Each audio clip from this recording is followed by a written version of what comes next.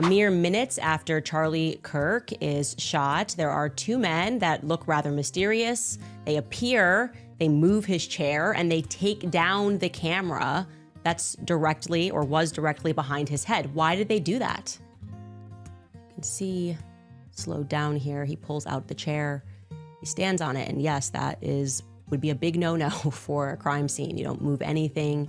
He takes down the camera that is directly above where Charlie was sitting and would be able to provide, therefore, a lot of insight. That is suspicious. And then you can see kind of sits the camera onto the desk, and it looks like he removes the SIM card from it, or the SD card, if you will.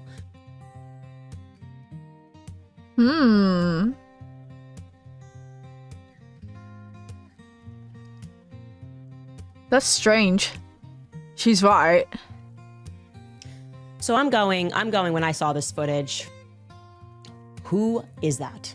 Like, actually, I should be able to figure this out because I've got a pretty big network at Turning Point USA. The person's wearing shades. I'm not recognizing the individual. And I reach out to somebody on the inside and I'm just like, who's this person? And they tell me the person's name and I go, oh, wait a second. And I look again, I'm like, I know this person because it's been a few years, but I know this person. This person's been around Turning Point for quite some time. And I'll say this right now, he was extremely forthcoming. Like, as soon as I reached out, I just sent a text because I still had his number, and he was extremely forthcoming, immediately got onto the phone. Then I asked, okay, well, what about this camera thing? Why would you grab the cameras? And he says, because the first thing that I thought is that I better secure the footage and be helpful and give that footage, hand that footage over to the feds. Well, obviously that's where things get into a pickle with me because we don't trust the feds. I'm like, just send me the footage. Please let me look at it. There's a lot of conspiracies that are floating around right now. People don't know what to believe. I said, look, I'm not gonna publish it. I just wanna see it. And I think you should let me see that because people trust me. They know that I'm very serious about this. So in the short run, he agrees that rather than send the footage, he will get onto a FaceTime call with me and he will show me the footage on his computer. He did that, and I watched the footage, and I'm going to tell you what I saw. First and foremost, there is nothing gory about this shot at all.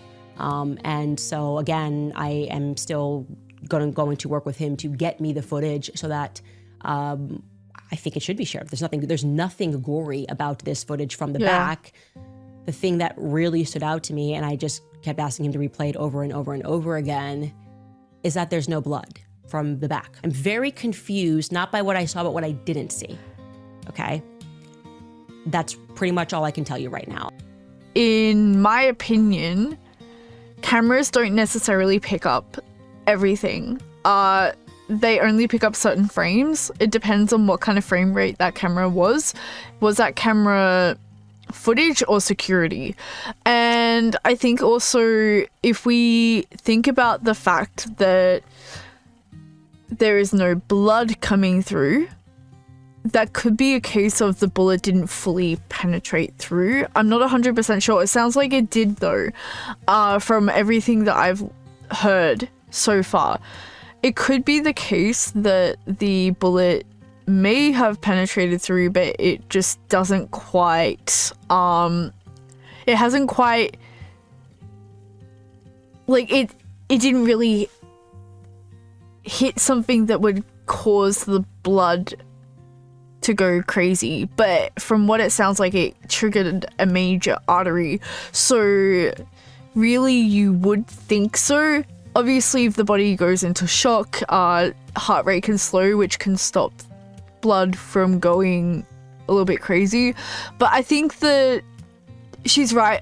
There are a lot of details that don't make sense. I don't know if she's reaching or not with some things, but there are certainly details that don't make sense.